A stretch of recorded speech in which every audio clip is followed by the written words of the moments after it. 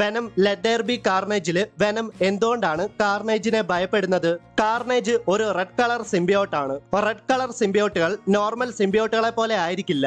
Mutated ആയിട്ടുള്ള, unstable ആയിട്ടുള്ള, വളരെ ഹൈപ്പർ അഗ്രസീവ് ആയിട്ടുള്ള മോൺസ്റ്റർ എന്നൊക്കെ റെഡ് കളർ സിംബിയോട്ടായ കാർനേജിനെ നമുക്ക് വിശേഷിപ്പിക്കുവാൻ സാധിക്കും. ആക്ച്വലി വെനം എന്ന സിംബിയോട്ടിൽ നിന്നുമാണ് കാർനേജ് എന്ന സിംബിയോട്ട് ഉണ്ടായത്. അതെ, പറഞ്ഞു വന്നാൽ വെനത്തിന്റെ മകനാണ് കാർനേജ് എന്ന് നമുക്ക് പറയുവാൻ സാധിക്കും.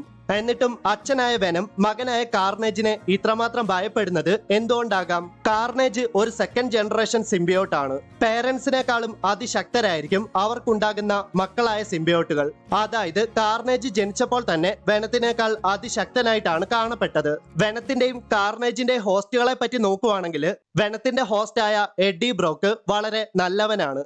എന്നാൽ കാർനേജിന്റെ ഹോസ്റ്റായ ക്ലീറ്റസ് കാസിഡി ഒരു സീരിയൽ കില്ലറും ആരെയും ഭയമില്ലാത്തവനുമാണ്. ക്ലീറ്റസ് കാസിഡിയെ പോലെ ഒരു ഈവിൾ ക്യാരക്ടറിനെ കാർനേജ് തന്റെ ഹോസ്റ്റായിട്ട് തെരഞ്ഞെടുത്താലുള്ള അവസ്ഥ പിന്നെ പറയണ്ടല്ലോ. വെനത്തിന് ചെയ്യാൻ പറ്റാത്ത പല കാര്യങ്ങളും കാർനേജിൽ ചെയ്യുവാൻ സാധിക്കുന്നുണ്ട്.